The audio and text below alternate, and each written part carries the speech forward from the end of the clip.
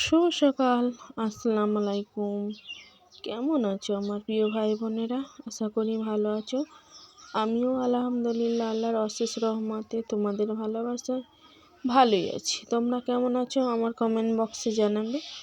আমি আছি মোটামুটি। চলো কাজগুলো সেরে ফেলি। আমি কাজ করি আর কিছু কথা বলি। আজকে তোমাদের দুলাভাইয়ের মনটা খারাপ। কেন খারাপ, কিসের জন্য খারাপ, সেটাও তোমাদের সঙ্গে শেয়ার করব। আজকের ভিডিওটা খুব বড় না, ছোট মতো। তোমরা দেখতে থাকো, আমার সাথে থাকো এবং একটা লাইক দিও। প্রত্যেকটা লাইক আমাকে নতুন করে ভিডিও বানানোর উৎসাহ জাগায়। চলো, ঝাঁট দেওয়া হয়ে গেছে, ঝাঁট দেবো। আগে বাসন কটা মেজে নিলাম, তার মধ্যে ঝাঁট দেওয়া সব কিছু কমপ্লিট হয়ে এখন খাচ্ছি রুটি আর আটা ভাজার চাপ। সকালবেলা রুটি হোক, একটু কড়া করে টিফিন হলে সকালবেলা বেশ ভালোই লাগে। আর এমনি পরোটা চা খাই, আজকে রুটি চা খাচ্ছি, কিন্তু ওর সঙ্গে আটা ভাজা না দিলে হবে না, আটা ভাজা দিয়েছি। তা অনেকটাই বেলা হয়ে গেছে আজকে রান্না করতে, প্রায় 11:30 বাজে। ভাত বসিয়ে দিয়েছি। আর তোমাদের দুলাভাই মাছ কিনেছে। আর কী মাছ কিনেছে, সেই টুনা ফিশ বলে না, নতুন নতুন নাম উঠেছে টুনা ফিশেরকে। আবার বলেছে এই মাছটা হলো কি কমল মাছ কি জানি কি মাছ, আমি জানি না। এটা কিন্তু আমি যতটা সম্ভব মনে হচ্ছে সেই টুনা মাছ, নদীর টুনা মাছ। তো এখানে মাছটা কিন্তু মোটামুটি টেস্ট ভালো ছিল। তো তোমাদের দুলাভাইয়ের কেন মন খারাপ সেটাই বলছি। আমাদের মাউথপুরে খুব বড় একটা খেলা হয়। তা আমার বড় ছেলে, সে তার অত শখ নেই, যাওয়ারও ইচ্ছা নেই, সে এমনিতেই যেতে চায় না। তবুও কি বলো তো, প্রত্যেকটা বাবাই চায় ছেলেরা ভালো থাক বা আমার বাড়ির মানুষরা ভালো থাক। তা তোমার ওখানে তো আমরা থাকি না, থাকি যেহেতু আমার বাপের বাড়ির এখানে যদি কিছু হয়, আমার ভাইয়েরা যদি না বলে, সেটা আমার মন খারাপ লাগে। সেই রকম তোমাদের দুলা ভাইয়েরও। যদি মাউথপুরে থাকতাম, যদি আমার নিজস্ব ঘর থাকতো, হয়তো ওখানে যেতাম, গিয়ে আমার ঘরে আমি হয়তো বাজার হাট করে নিয়ে গিয়ে খেতাম। তা তোমাদের ছোট মামুটা খুব কান্না করছে, ওর তো বল খেলার নেশা। আমি বল খেলা দেখতে যাব, মা আব্বুর সাথে বল খেলা দেখতে যাব। তা সেই জন্যই তোমাদের দুলাভাই বলতেছে, তা আমাকে ও তো ছোট বাচ্চা, মা ছাড়া থাকবে না, আমাকে বলতে তা বেগুন দিয়ে মাছ রান্না হচ্ছে। তা আমি মনে করি কেউ না বললে তার বাড়ি যাওয়া উচিতই নয়।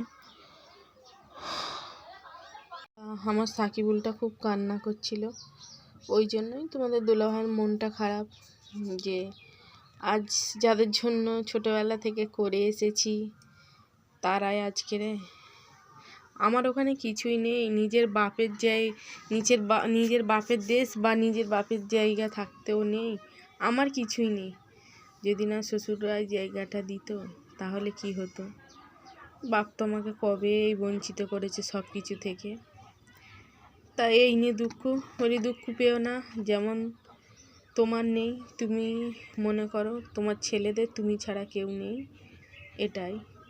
তা আমার ভাই একটা কমেন্ট করেছে, আপা সফলতা কোনো দিন যদি আসে আমাকে ভুলে যেও না। ভাইকে কখনো ভুলা যায়নি। আমি কিন্তু ওই সময় খুব কান্না করছিলাম, এতই যে কান্না করছিলাম, আমার দেরিতে এমনি রান্না হয়েছে। তাছাড়া কান্নার অর্থ হলো, ভাইয়ের কথা শুনে তো কাঁদিনি, কেঁদেছি আমার একটা দিদি ভাইয়ের কথা শুনে। উনি কাঁদছে যে আমার নিজের বলতে তো কেউ নেই, ছেলে একটা আছে, ছেলেটা বিয়ে করেছে, অন্য বউয়েদের দেখতে পাচ্ছি, মাকে দেখেনে উঠে মায়ের সঙ্গে কথাও বলতে দেয়নি। যদি আমার বৌমা আমাকে এইভাবে করে তাহলে আমি যাব কোথায়?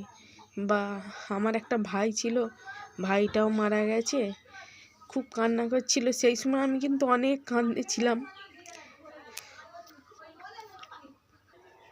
তার কথা শুনে ঘরে এসে অনেক করে কাঁদিয়েছি। আর সেই সময় আমার ভাইয়ের মানে মেসেজ এসে কমেন্ট এসেছে যে আপা কোনোদিন সফলতা এলে ভুলো না। ভাই আজ একটা বলতি, কোনোদিন সফল পাই বা না পাই, ভাইকে কখনো ভোলা যাবে না। কারণ ভাই হলো একটা অন্যরকম অনুভূতি, যেটা নারীর টান আসে ভাই বা দাদা। আর বিশেষ করে আমি বাপের বাড়ি আছি, তাই জন্য হয়তো ভাই বা দাদার প্রতি একটা অন্যরকম টান। কারণ যেটা নারীর টান বলে না, সেটা দূরে থাকলে এদের প্রতি কোনোদিন আমার এত টান হতো না, কিন্তু কাছে আছি তো ওই জন্য সব কিছুর প্রতি আলাদা টান। ভাই বা দাদাদের প্রতি প্রত্যেকটা ভাই যেন ভালো থাকে এবং প্রত্যেকটা দাদা যেন ভালো থাকে। আর আমি সবসময় দোয়া করি আমার ভাইয়েরা বা আমার দাদারা সব ভালো থাকুক। ভাই একটা অন্যরকম অনুভূতি, যেটা একদম অন্তর থেকে আসে। বলে না নারীর টান, সেই। কেউ যদি তার ভাইয়ের দুঃখের খবর জানায়, আমার খুব কান্না পায়। আর কেন জানি না আমার এত মায়া প্রত্যেকটা সম্পর্কের প্রতি, প্রচুর মায়া, কেন আমি জানি না। অনেকে বলে হয়তো ভাই নেই ভাইয়ের মর্ম বুঝবে না, দাদা নেই দাদার না। আমার একটা দাদা আছে, নানির বাড়ি থাকে।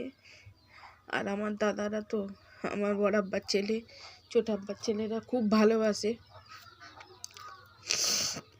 আমার ছোট আব্বার ছেলে কিন্তু অনেকটা দূরে থাকে, তবু প্রত্যেক দিন গাড়ি নিয়ে বেরোই, রাস্তার দিকে তাকিয়ে থাকি আমার দাদা কখন ফিরবে। আর আমার দাদা যদি বাইক নিয়ে যায়, একবার বাইকের আওয়াজ বেড়ে তাকিয়ে দেখি আমার দাদা কি এখনো ফিরলো না, ওটা আমার দাদা মনে হয় ফিরেছে, এই মনে করি।